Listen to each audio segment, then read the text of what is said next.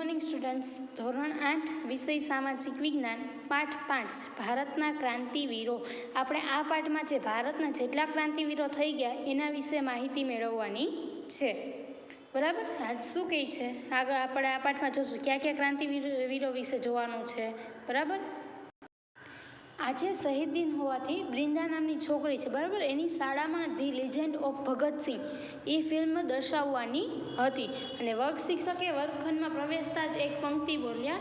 શું બોલ્યા કે સરફરોશી કી તમન્ના અબ હમારે દિલ में है, देखना है जोर कितने बाजू ए कातिल में है.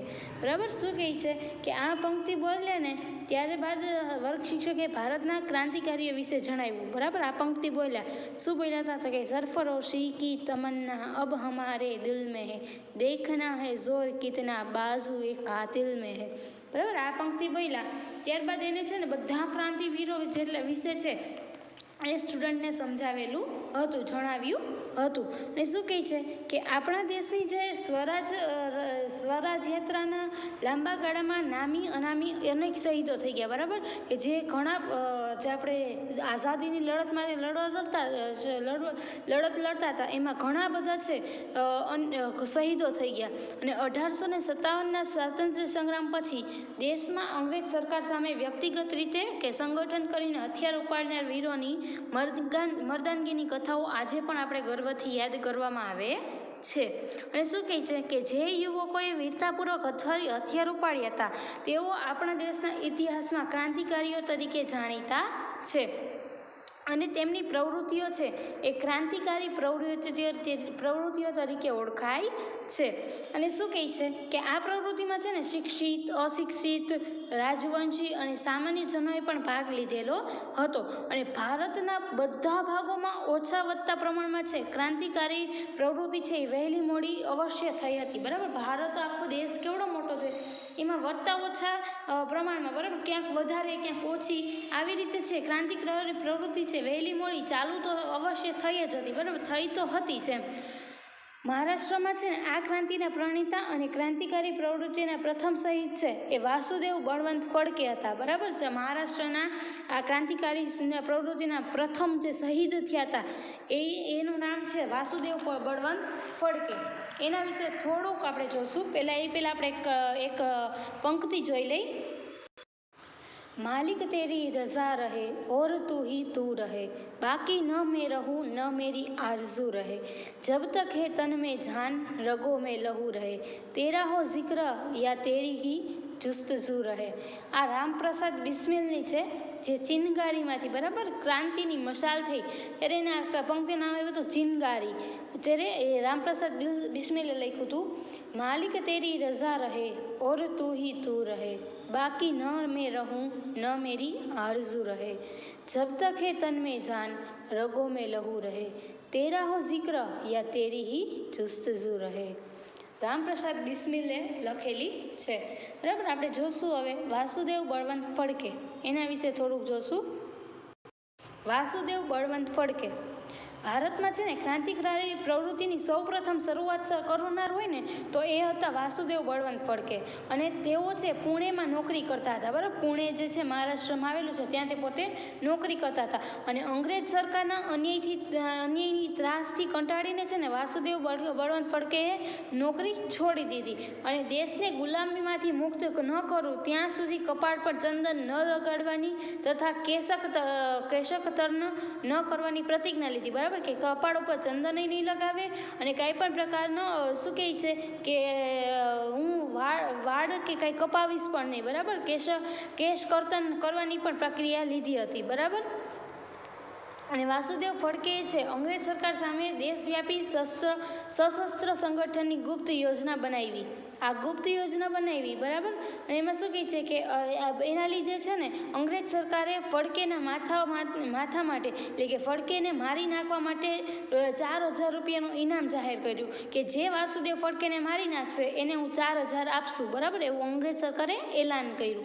અને વાસુદેવ ફડકે છે અંગ્રેજના થાણા પર હુમલા કરવા, સરકારી તિજોરી લૂંટવી, બંદૂકો ચલાવવાની તાલીમ આપતા. બરાબર. આ જે અંગ્રેજ સરકારનો જે થાણા હોય એના પર હુમલા કરવા, અંગ્રેજ સરકારની તિજોરી લૂંટવી, બંદૂકો ચલાવવાની તાલીમ છે એ વાસુદેવ બળવંત ફડકે આપતા હતા.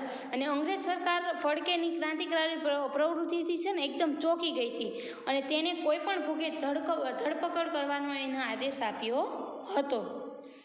અને શું કહે છે કે હૈદરાબાદ જિલ્લાના એક ગામમાંથી રાત્રિના 3 વાગે છે નિંદ્રાવસ્થામાં વાસુદેવ ફડકેની ધરપકડ કરવામાં આવી અને તેમને જેલમાં પૂર્યા. તો જેલની દિવાલ કૂદીને પણ તે ભાગ્યા અને 25 કિલોમીટરની દોડ પછી પકડાયા. જેલમાં તેમને પર અત્યાચારો થયા અને ફેબ્રુઆરી 1883માં એ એડન જેલમાં અવસાન પામ્યા. બરાબર. આ સૌ પ્રથમ ક્રાંતિકારી પ્રવૃત્તિના પ્રથમ શહીદ હતા જે આ છે વાસુદેવ બળવંત ફડકે. ત્યારબાદ આપણે જોશું બીજા ક્રાંતિવીર છે વીર સાવરકર, વિનાયક દામોદર સાવરકર. બરાબર. વીર સાવરકરનું પૂરું નામ છે વિનાયક દામોદર સાવરકર. એનો જન્મ છે 28 મે 1883ના રોજ મહારાષ્ટ્રના નાસિક જિલ્લાના ભગુર નામના ગામમાં થયો હતો. નાનપણથી તેઓ ક્રાંતિકારી વિચારો ધરાવતા હતા અને તેમણે મિત્રમેલા નામની સંસ્થા સ્થાપી હતી અને જે પાછળથી અભિનવ ભારત નામથી જાણીતી બની. અને આ સંસ્થાનો મુખ્ય હેતુ સશસ્ત્ર વિપ્લવ દ્વારા ભારતમાંથી અંગ્રેજ શાસનનો અંત લાવવાનો હતો. સશસ્ત્ર મતલબ કે શસ્ત્રની સાથે છે એના દ્વારા ભારતમાંથી અંગ્રેજ શાસનનો છે ને અંત લાવવાનો એ જ આનો મુખ્ય હેતુ હતો આ સંસ્થાનો. વીર સાવરકરે છે ભારતમાં વિદેશી કાપડની સૌપ્રથમ હોડી કરી. બરાબર. વિદેશી કાપડ જે આવ્યું ને એની હોડી કરી નાખી વીર સાવરકરે. અને શ્યામજી કૃષ્ણ વર્માની સંસ્થામાંથી શિષ્યવૃત્તિ મેળવી અને વધુ અભ્યાસ માટે તે લંડન ગયા. બરાબર.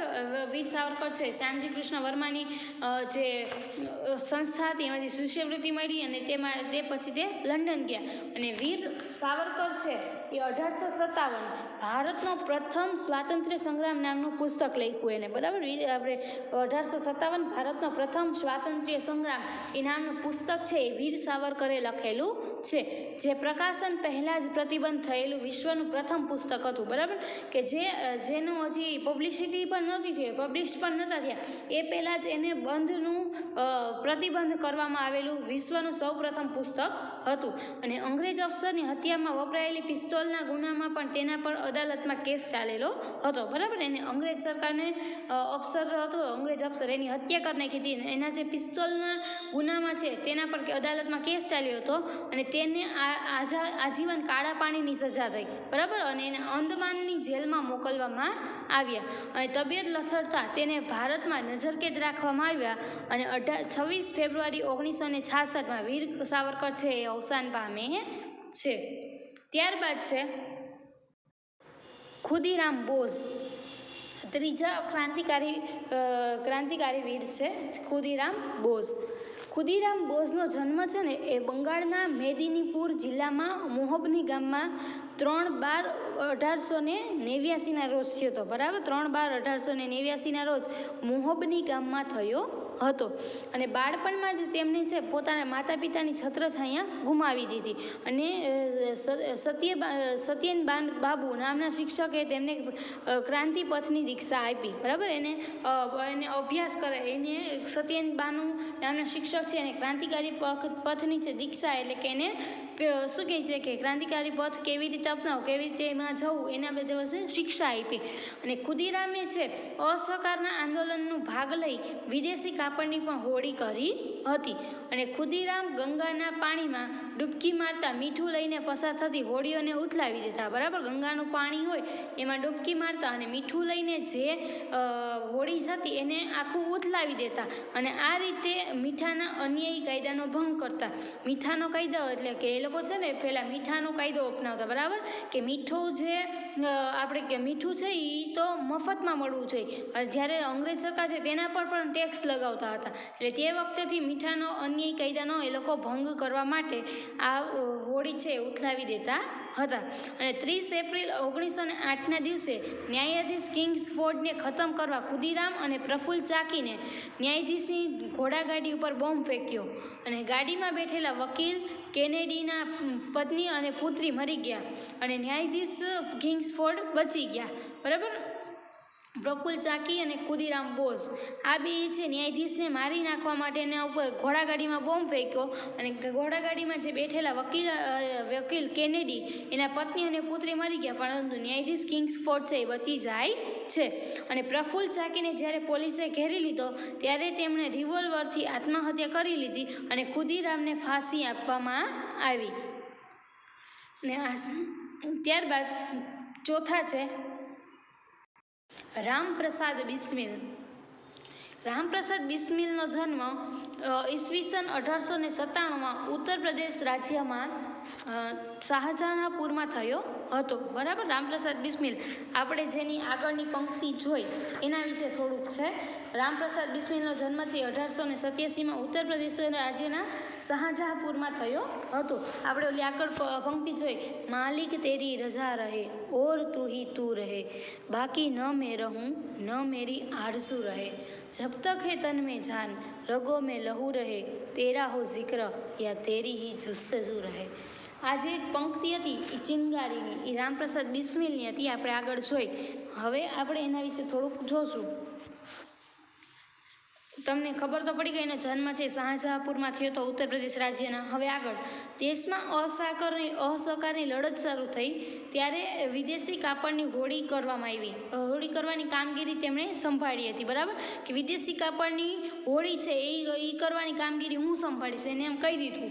અને કાકોરી ટ્રેન ધાડ સફળતાપૂર્વક પાડવા માટે તેમણે અગ્રિમ ભાગ ભજવ્યો હતો. બરાબર, કાકોરી ટ્રેન છે ને એના પર ધાડ પર, મતલબ એની કાકોરી ટ્રેનને લૂંટવા માટે છે ને સૌથી પહેલાં ભાગ ભજવ્યો હતો. અને આના માટે છે રામપ્રસાદ બિસ્મિલને છે એ ફાંસીની સજા થઈ હતી. બિસ્મિલે લખેલ સાહિત્ય જ્યારે પ્રકાશમાં આવ્યું ત્યારે તેમની કવિતાઓએ રાષ્ટ્રીય ચેતનાનું પ્રેરક બળ પૂરું પાડ્યું. બરાબર, રામપ્રસાદ બિસ્મિલ છે એ કવિતા લખતા હતા અને જ્યારે એ પ્રકાશમાં આવ્યું ત્યારે તેની કવિતાઓએ છે રાષ્ટ્રીય ચેતનાનું બળ પ્રેરક પૂરું પાડેલું હતું. તેની હજી એક પંક્તિ આપણે જોશું. दरो दीवार पे हसरत से नज़र करते हैं, खुश रहो अहले वतन हम तो सफ़र करते हैं. બિસ્મિલની છે દરો દીવાર પે હસરત, હસરત એટલે કે અપેક્ષા, સે નજર કરતે હે ખુશ રહો અહલે વતન હમ તો સફર કરતે હે. શું કહેવા માગે છે કે તમે દીવાર ઉપર હંમેશા અપેક્ષાની નજર રાખો અને ખુશ રહો, આખું વતન ખુશ રહો, અમે તો ખાલી સફર જ કરી છે. રામપ્રસાદ બિસ્મિલે કીધેલું છે. दरो दीवार पे हसरत से नज़र करते हैं, खुश रहो अहले वतन हम तो सफ़र करते हैं. ત્યારબાદ છે પાંચમા ક્રાંતિકારી વીર છે અશફાક ઉલ્લા ખાં. અશફાક ઉલ્લા ખાઓએ હિન્દુ મુસ્લિમ એકતાનું અનેરું ઉદાહરણ પૂરું પાડ્યું હતું. બરાબર, અને રામપ્રસાદ બિસ્મિલની સાથે સાથે તેમણે નાનપણથી દોસ્તી હતી. રામપ્રસાદ બિસ્મિલ અને અશફાક ઉલ્લા ખાં છે એ બે નાનપણના ફ્રેન્ડ હતા, નાનપણના દોસ્ત હતા. અને તેઓ શું કરે છે, તેઓ ખેલકૂદના ખૂબ શોખીન હતા, ઘોડેસવારી અને બંદૂક ચલાવવામાં પ્રવીણ હતા. અને શાહજહાંપુરમાં આર્ય સમાજના મંદિર પર થયેલો હુમલો તેને રોક્યો હતો અને કાકોરી ટ્રેન લૂંટવાની યોજનામાં પણ તેને ભાગ લીધો હતો અને તેમને જેલમાં ફાંસી આપવામાં આવેલી હતી. એટલે રામપ્રસાદ બિસ્મિલ અને અશફાક ઉલ્લા ખાને છે બેયને કાકોરી ટ્રેનમાં લૂંટ ચલાવવા બદલ તેને ફાંસી આપવામાં આવેલી હતી. અને અશફાક ઉલ્લા ખાએ પણ એક કાવ્ય પંક્તિ કીધી છે, એક પંક્તિ કીધી છે જે આપણે જોશું. શું કીધું છે? कुछ आरज़ू नहीं है आरज़ू तो यह रख दे कोई ज़रा सी खाके वतन कफन में. આ અશફાક ઉલ્લા ખાએ કીધેલી પંક્તિ છે કે કાંઈ પણ પ્રકારની આરઝુ નથી, અને આરઝુ છે તો બસ ખાલી એટલી જ છે કે કોઈ પોતાની જાન છે એ વતન માટે વતનના કફનમાં આપી દે. કુછ આરઝુ નહીં હે આરઝુ તો યહ રખ દે કોઈ ઝરા સી ખાકે કફન મેં. ત્યારબાદ છે ચંદ્રશેખર આઝાદ. બરાબર, ચંદ્રશેખર આઝાદ આપણા છઠ્ઠા ક્રાંતિકારી આપણે વિશે જોશું. ચંદ્રશેખર આઝાદનું મૂળ નામ ચંદ્રશેખર સીતારામ તિવારી હતું. બરાબર, ચંદ્રશેખરનું મૂળ નામ પૂછવામાં આવે તો ચંદ્રશેખરનું મૂળ નામ ચંદ્રશેખર સીતારામ તિવારી હતું. તેમનો જન્મ છે 23 જુલાઈ 1906ના રોજ મધ્યપ્રદેશના ઝાબુઆ જિલ્લાના ભાવરા નામના ગામમાં થયો હતો. તેમણે પ્રારંભિક અભ્યાસ કાશીમાં કર્યો હતો અને તેઓ નાનપણથી જ દેશભક્તિના રંગે રંગાયેલા હતા અને અસહકારની ચળવળમાં ચંદ્રશેખરે ભાગ લીધો હતો અને તેમની ધરપકડ થઈ હતી. બરાબર. ચંદ્રશેખર આઝાદે છે એ નાનપણથી જ જે ભક્તિના રંગમાં રંગાયેલા હતા અને એમને ચંદ્રશેખર આઝાદે છે અસહકારની ચળવળમાં ભાગ લીધો અને એમાં એની ધરપકડ થઈ જાય છે અને અંગ્રેજ પોલીસના હાથે પકડાયા. બરાબર. અંગ્રેજ પોલીસના હાથે પકડાયા ત્યારે તેની ઉંમર એટલી નાની હતી કે હથકડી પણ મોટી પડતી હતી. બરાબર. એટલી નાની ઉંમરમાં જ એની હથકડી છે એ પણ મોટી પડતી હતી. એટલી નાની ઉંમરમાં છે એને અસહકારની ચળવળમાં ભાગ લીધો હતો. અદાલતમાં તેમને પૂછવામાં આવ્યું કે તમારું નામ શું છે. બરાબર. ચંદ્રશેખર આઝાદને અદાલતમાં પૂછ્યું કે તમારું નામ શું છે તો તેમણે કહ્યું કે આઝાદ. બરાબર. અને એને પૂછ્યું કે પિતાનું નામ તો કે સ્વાધીનતા અને પોતાના ઘરને જેલખાનું બતાવ્યું હતું અને ત્યારબાદ છે તેઓ આઝાદ તરીકે ઓળખાય છે. એટલે તો આપણે લોકોને અને એમને ચંદ્રશેખર આઝાદ તરીકે ઓળખીએ છીએ. અને કાકોરી ટ્રેનમાં લૂંટમાં પણ તેમને ભાગ લીધો હતો. દેશમાં 40 ક્રાંતિકારીઓ પકડાઈ ગયા. બરાબર. દેશમાંથી 40 ક્રાંતિકારીઓ પકડાઈ ગયા અને આઝાદ ભાગી છૂટ્યા. અને આઝાદ છે એ ભાગી છૂટ્યા અને તેમને પકડવા માટે ઇનામ જાહેર કરવામાં આવ્યું અને આઝાદે એવી પ્રતિજ્ઞા લીધી હતી કે હું જીવતે જીવ અંગ્રેજ સરકારના હાથમાં પકડાઈશ નહીં. બરાબર. હું જીવતે જીવ તો ક્યારેય અંગ્રેજ સરકારના હાથમાં પકડાઈશ નહીં. અને ઈસવીસન 1931ની 27મી ફેબ્રુઆરીના રોજ આઝાદ અલ્હાબાદના આલ્ફ્રેડ બાગમાં બેઠા હતા ત્યારે અચાનક અંગ્રેજ પોલીસથી ઘેરાઈ ગયા. બરાબર. અચાનક જ છે એ અંગ્રેજ પોલીસથી ઘેરાઈ જાય છે અને આઝાદ એકલા અડધા કલાક સુધી પોલીસ ટુકડી સાથે સંઘર્ષ કરતા રહ્યા અને અંતે પોતાની જ પિસ્તોલથી શહીદી વહોરી લીધી. અને ચંદ્રશેખર આઝાદથી અંગ્રેજ પોલીસ એટલી બધી ડરતી હતી કે 2-3 ગોળી ચલાવી ખાતર કરીને જ તેમની પાસે ગઈ હતી. ત્યારબાદ છે 9 ઓગસ્ટ 1925ના રોજ સરકારી ખજાનો રેલવે દ્વારા સહારનપુરથી લખનઉ જતો હતો. ત્યારે છે ને ક્રાંતિકારીઓ દ્વારા કાકોરી નામના રેલવે સ્ટેશનને તેને લૂંટવામાં આવ્યો હતો અને તેનો મુખ્ય ઉદ્દેશ ક્રાંતિકારી પ્રવૃત્તિઓ અને હથિયાર માટે નાણાં મેળવવાનો હતો. ત્યારબાદ છે ભગતસિંહ. ભગતસિંહનો જન્મ છે લાયલપુર જિલ્લાના બંગા ગામમાં થયો હતો. બંગા ગામમાં 28 સપ્ટેમ્બર 1907ના રોજ થયો હતો અને એને અસહકારની ચળવળ વખતે તેઓ વિદેશી કાપડની હોડી કરવાના કાર્યક્રમમાં જોડાયા હતા અને લાહોરના નેશનલ કોલેજમાં ભણવા ગયા ત્યારે તેમણે સુખદેવ, ભગવતીચરણ અને યશપાલનો પરિચય થયો અને તેના ક્રાંતિકારી વિચારોને પીઠબળ પણ મળી ગયું હતું. અને 1928માં 8મી એપ્રિલે ભગતસિંહ અને બટુકેશ્વર દત્તે ધારાસભ્યમાં બોમ્બ ફેંક્યો હતો. બરાબર. ધારાસભ્યમાં છે બટુકેશ્વર દત્ત અને ભગતસિંહે છે બોમ્બ ફેંક્યો હતો અને બોમ્બ ફેંકવાનો તેમનો ઈરાદો બહેરી થઈ ગયેલી અંગ્રેજ સરકારને જગાડવાનો હતો. તેઓ ઈચ્છતા તો બોમ્બ ફેંકીને ભાગી શકતા પણ તેમણે તે જ જગ્યા ઉપર ઊભા રહીને સૂત્રોચ્ચાર કર્યા. તેને શું સૂત્રોચ્ચાર કર્યા? એને સૂત્રોચ્ચાર કર્યા કે ઇન્કલાબ જિંદાબાદ, સામ્રાજ્યવાદ કા નાશ હો, દુનિયા કે મજદૂરો એક હો. બરાબર. આ બધા છે એને સૂત્રોચ્ચાર કર્યા અને ક્રાંતિનો સંદેશ આપતી પત્રિકાઓ ફેંકી અને હવામાં ગોળીબાર પણ કર્યો અને શાંતિપૂર્વક આત્મસમર્પણ કરી દીધું. લાલા લજપતરાયનો અવસાનનો બદલો લેવા થયેલા અંગ્રેજ અફસર શોર્ડસનના ખૂનના કેસમાં ભગતસિંહ, સુખદેવ અને રાજગુરુ ઉપર કેસ ચાલ્યો અને કેસના ચુકાદામાં 3 મિત્રોને ફાંસીની સજા થઈ અને 23 માર્ચ 1931ના રોજ તેમને ફાંસી આપવામાં આવી. આ 3 વ્યક્તિને એક જ દિવસે અને એક જ કેસમાં ફાંસીની સજા કરવામાં આવેલી હતી. 23 માર્ચ 1931ના રોજ. બરાબર. જ્યારે એને ફાંસી આપવામાં આવી ત્યારે આ 3 છે એ ખૂબ જ નાની ઉંમરના હતા. એની પણ એક કવિતા છે, એક પંક્તિ છે.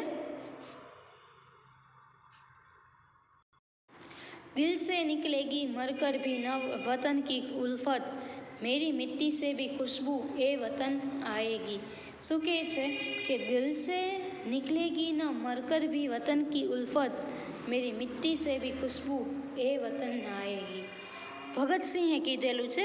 ઉલ્ફત મતલબ કે પ્રીત, બરાબર. મરીને પણ દિલમાંથી દેશ પ્રત્યેની પ્રીત છે એ ક્યારેય મરશે નહીં. અને મારી જે મિટ્ટી છે કે મને જ્યાં અગ્નિ સંસ્કાર દીધેલા હશે ત્યાંથી ખુશ એની વતન માટેની જે પ્રીત છે એની ખુશ્બુ એટલે કે એની સુગંધ આવશે. દિલ સે નિકલેગી ન મરકર ભી વતન કી ઉલ્ફત, મેરી મિટ્ટી સે ભી ખુશ્બુ એ વતન ન આएगी. ત્યારબાદ શ્યામજી કૃષ્ણ વર્મા. વિદેશોમાં ક્રાંતિકારી પ્રવૃત્તિની શરૂઆત કરનાર શ્યામજી કૃષ્ણ વર્માનો જન્મ છે ઈસવીસન 1857ની 4 ઓક્ટોબરે કચ્છના માંડવી ગામે થયો હતો. તેઓ કેમ્બ્રિજ યુનિવર્સિટીમાંથી સ્નાતક હતા, મતલબ કે ગ્રેજ્યુએટ છે કેમ્બ્રિજ યુનિવર્સિટીમાંથી થયા હતા. અને તેમણે ભારતમાં છે ને સ્વરાજ મેળવવાના ઉદ્દેશથી લંડનમાં 1905ની 18મી ફેબ્રુઆરીએ ઇન્ડિયન હોમ રૂલ સોસાયટીની સ્થાપના કરી. અને સંસ્થાનું કાર્યાલય છે એ ઇન્ડિયા હાઉસ નામે મકાન રાખવામાં આવેલું હતું. એનું જે મકાન હતું, બરાબર, જે સંસ્થાનું કાર્યાલય એને ઇન્ડિયા હાઉસ નામે રાખવામાં આવેલું હતું.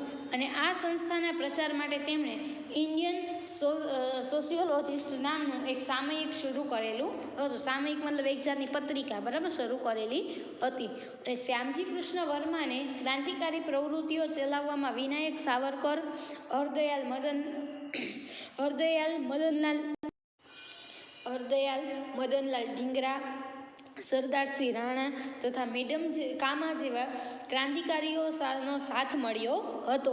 તેમણે ભારતીયો માટે શિષ્યવૃત્તિની વ્યવસ્થા કરી હતી. અને ઈસવીસન 1909માં લંડનમાં ટ્રાફાલ્ગર સ્ક્વેર ખાતે ભરબજારે મદનલાલ ઢીંગરાએ વિલિયમ વાયલીને ગોળી વીંધીને હત્યા કરી હતી. તેથી ઢીંગરાને ફાંસી આપવામાં આવી. અને લંડનમાં રહેવું સલામત ન લાગતા શ્યામજી કૃષ્ણ વર્મા છે ત્યાંથી પેરિસ જાય છે. અને થોડા સમય પછી પેરિસથી સ્વિટ્ઝરલેન્ડ ગયા. ઈસવીસન 1930માં તેમનું અવસાન થયું. તેમના પત્ની ભાનુમતી ઈસવીસન 1933માં છે મૃત્યુ પામ્યા. મહાન દેશભક્ત શ્યામજી કૃષ્ણ વર્મા અને તેના પત્ની ભાનુમતીના અસ્થિ છે 4 સપ્ટેમ્બર 2003ના રોજ ભારતમાં લાવી તેમના વતન માંડવી કચ્છમાં ભારે સન્માનપૂર્વક સ્થાપિત કરાયા. અને તેમના અસ્થિની ગુજરાતમાં વીરાંજલિ યાત્રા કાઢવામાં આવેલી હતી. ત્યારબાદ છે મેડમ કામા. મેડમ કામાનો જન્મ છે 24 સપ્ટેમ્બર 1861ના રોજ મુંબઈમાં થયો હતો. અને ઈસવીસન 1902થી 1907 સુધી મેડમ કામા ઇંગ્લેન્ડમાં રહ્યા હતા. અને ઈસવીસન 1905માં શ્યામજી કૃષ્ણ વર્માએ લંડનમાં ઇન્ડિયન હોમ રૂલ સોસાયટી સ્થાપી. મેડમ કામા તેમાં સક્રિય કાર્યરત બન્યા. તેમણે 1907માં જર્મનીના સ્ટુટગર્ટ શહેરમાં યોજાયેલી બીજી આંતરરાષ્ટ્રીય સમાજવાદી પરિષદમાં હાજરી આપેલી હતી. અને આ પરિષદમાં છે તેમણે વંદે માતરમ મંત્ર અંકિત કરેલ ભારતનો ત્રિરંગી ધ્વજ સૌપ્રથમવાર હિંમતપૂર્વક ફરકાવેલો હતો. આ હતા મેડમ કામા. અને મેડમ કામા છે એને ફરકાવેલા ધ્વજમાં દર્શાવેલ 8 કમળ તે તાત્કાલિક 8 પ્રાંત છે. અને સૂર્ય અને ચંદ્રના પ્રતીક હિન્દુ મુસ્લિમ એક્યના પ્રતીક તરીકે બતાવ્યા હતા. આ તો આપણો પાઠ 5 ભારતના ક્રાંતિકારીઓ, બરાબર. આ તો આપણો પાઠ 5 ભારતના ક્રાંતિવીરો. આપણે આમાં ભારતના ક્રાંતિવીરો વિશે જોયું, એને કેવી પ્રવૃત્તિ કરી હતી, બરાબર, એના વિશે આપણે જોયું. હવે આપણે નેક્સ્ટ લેક્ચરમાં મળશું.